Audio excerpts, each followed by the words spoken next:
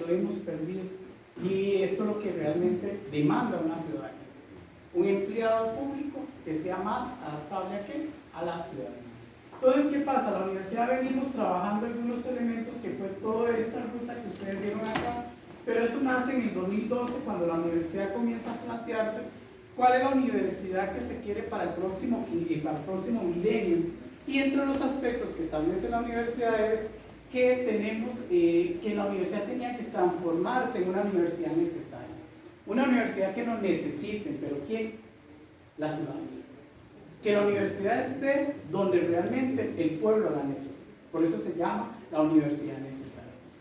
Entonces, partiendo de esa filosofía, ¿qué pasa? Se comienza a establecer la necesidad de reformar elementos dentro de la universidad a nivel de su estructura.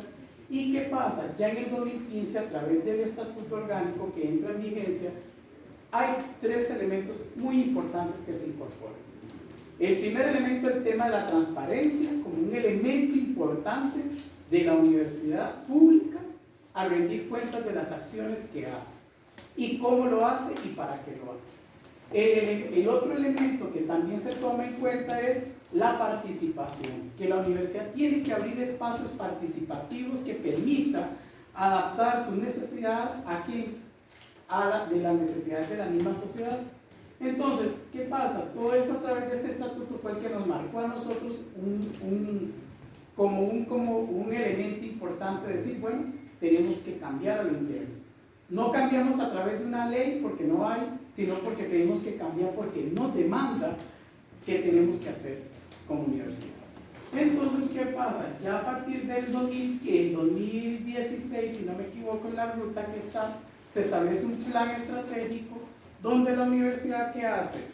Pone como un eje estratégico la incorporación de un programa de gobierno abierto y establecimiento de un modelo abierto. Entonces, ¿qué pasa? En la anterior, don Francisco, la que pasó, antes de esta,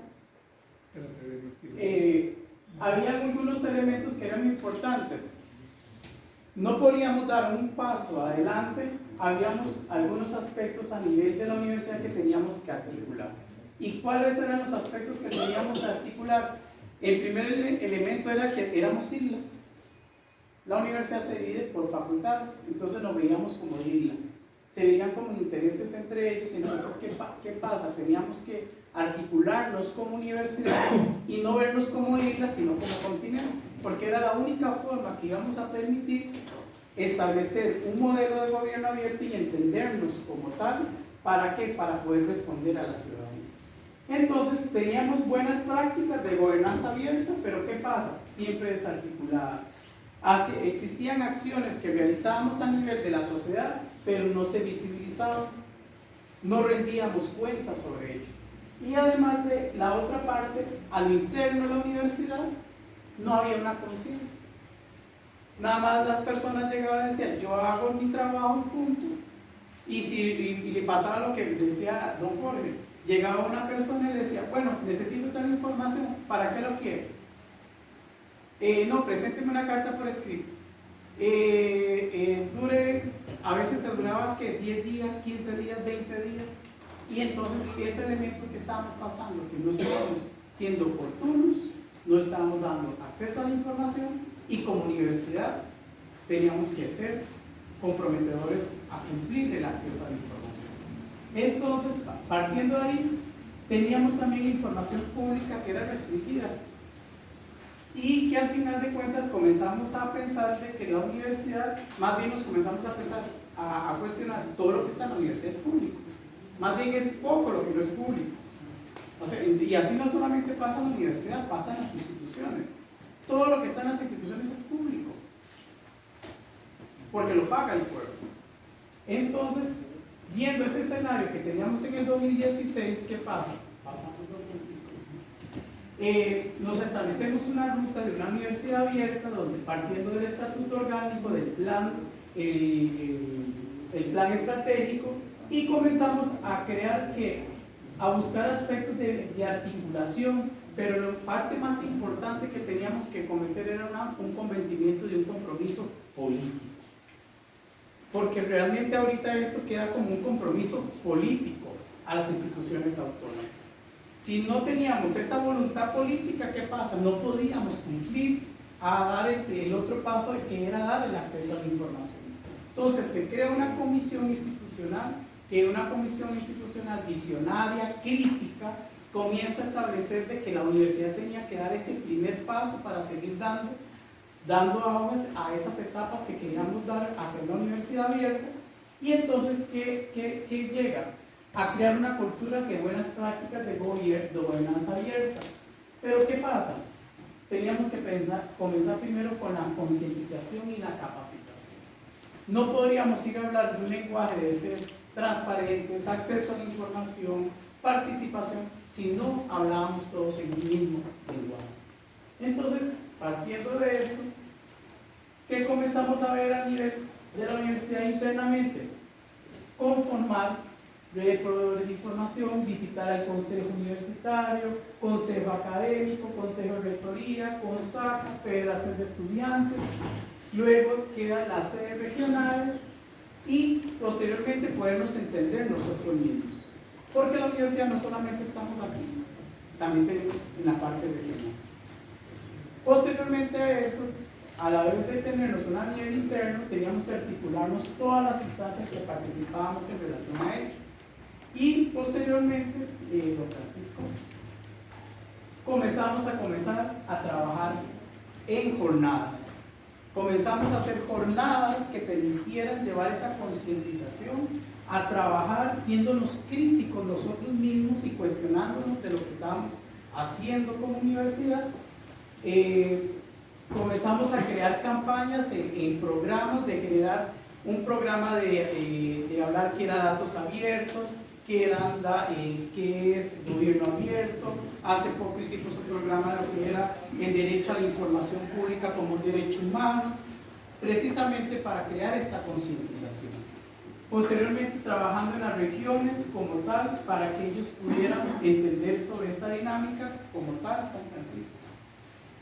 Y realmente este trabajo colaborativo pudimos llegar a más tardar, llegar a una población cercana a casi a 400 funcionarios, que era lo primero que teníamos que lograr, convencernos nosotros mismos, creernos eso, porque era la parte más importante.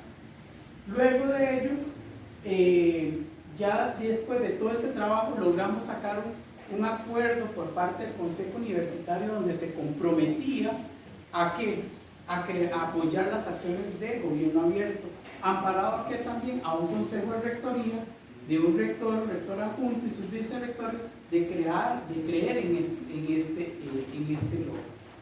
Posteriormente a eso, ¿qué hacemos? Bueno, seguimos eran trabajos que teníamos, fueron jornadas. Hace poco también estuvimos en una jornada trabajando con las facultades, ya propiamente con la academia, y siempre viendo que la transparencia era una responsabilidad como tal. Viendo todos estos elementos, comenzamos a crear los anexos propiamente a nivel externo como tal. Puede pasar en este. Bueno, ese fue nuestro primer piloto de mesas de diálogo, que era una concientización participativa y colaborativa de un modelo de universidad abierta. Ese fue el primer encuentro que pudimos tener para construir y entender qué íbamos a definir como transparencia, qué íbamos a definir como participación y colaboración.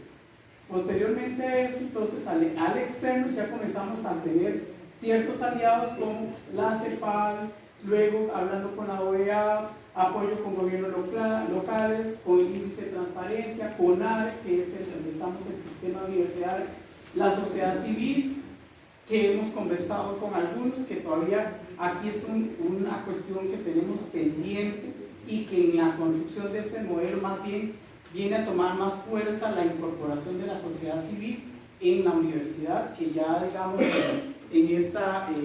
hace una semana sacamos ya la última resolución donde ya demandamos la incorporación de la sociedad civil en las participaciones a nivel de la universidad.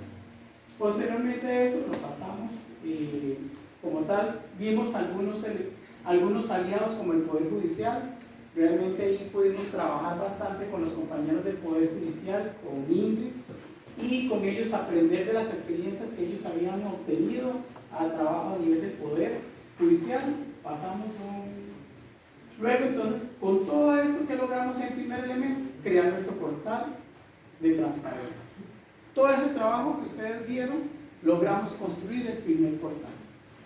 El portal donde nos permitía articularnos, crear nuevas prácticas de gobierno abierto y que el sitio web nuestro nada más era la entrada, nada más al acceso a la información, pero no era todo. O sea, era un primer paso. Y que al final de cuentas ya ahorita el segundo paso que estamos dando a través de eso es el portal de datos abiertos, que es el otro paso que vamos a seguir dando en relación con el sitio. Lo pasamos, don Francisco. Y eso que nos ha ayudado, de cierta manera, bueno, si ustedes pueden ver a través del índice de transparencia que nosotros tenemos, en el 2015 estábamos fatales. Precisamente lo que estábamos diciendo, teníamos acceso a la información. Teníamos un 46. Posteriormente, ¿qué pasa? Comenzamos a trabajar la comisión y ¿qué pasa? Se nos hace más fuerte la parte de acceso a la información y rendición de cuentas. Precisamente por eso, en el tanto usted genera la transparencia proactiva, va a empoderar a un ciudadano y nosotros rendir cuenta de lo que hacemos. ¿Y qué pasa? Nos permite dar que el primer componente de transparencia para nosotros ha sido el que está más fuerte. Todavía tenemos participación y colaboración, que son los elementos que tendríamos que estamos un poquito ahí pendientes para ello. Posteriormente a eso, don Francisco, lo pasamos ahí rápidamente, ya entramos en la otra etapa que tenemos en la universidad, que es la conceptualización de un modelo institucional de universidad abierta, que ya se planteó una ruta, que esta es la ruta que tenemos que cumplir como comisión. Posteriormente a eso, don Francisco, trabajamos un elemento que teníamos que integrarnos como tal, así como los poderes del Estado se ponen de acuerdo, nosotros teníamos que ponernos de acuerdo también de los diferentes estamentos, y luego algunas instancias que tenían que ser de apoyo, que son parte de lo que realmente teníamos que entender claramente a nivel de comisión. Pasamos, don Francisco, y con ello entrar siempre en un diálogo horizontal. O sea, aquí no era porque yo soy el consejo universitario, yo soy la máxima autoridad, yo soy el rector, no. Todos teníamos que vernos en un diálogo horizontal, y que eso es lo que hemos logrado en este momento. Y eso nos ha permitido en cierta manera un involucramiento con las autoridades en trabajar en este tema. Y posteriormente pasamos, don Francisco, teníamos que plantear claramente que a través de un modelo de universidad abierta podríamos generar valor público, generaríamos legitimidad y pertinencia, que eso nos permitía tener claramente que a cubrir los tres pilares que nos conlleva a crear este modelo. Siempre tomando en cuenta la autonomía universitaria, que la parte autónoma no quiere decir que nosotros estamos exentos, no estamos exentos a lo que realmente lo regula el país como tal, y teniendo claro que a través de la autonomía que nosotros tenemos nos permite crear reglamentos, políticas y lineamientos que nos ayudan a crear gobernanza abierta, que eso es lo que hemos visto como oportunidad. Entonces ya nosotros hemos esquematizado como una propuesta de todos los tres pilares de lo que queremos trabajar en este modelo como tal, y posteriormente entramos a un rediseño del sitio web, que ya entramos para entrar con el tema de los datos abiertos, y posteriormente cierro con esta frase que para mí es muy importante, y el día que lo estuve viendo es que realmente el logro más gratificante es cuando tenemos la capacidad de reinventarnos para hacer nuevas cosas y con ello ver el mundo de una forma diferente. Solamente con el simple hecho de la combinación de la creatividad e innovación hace la diferencia. ¿Qué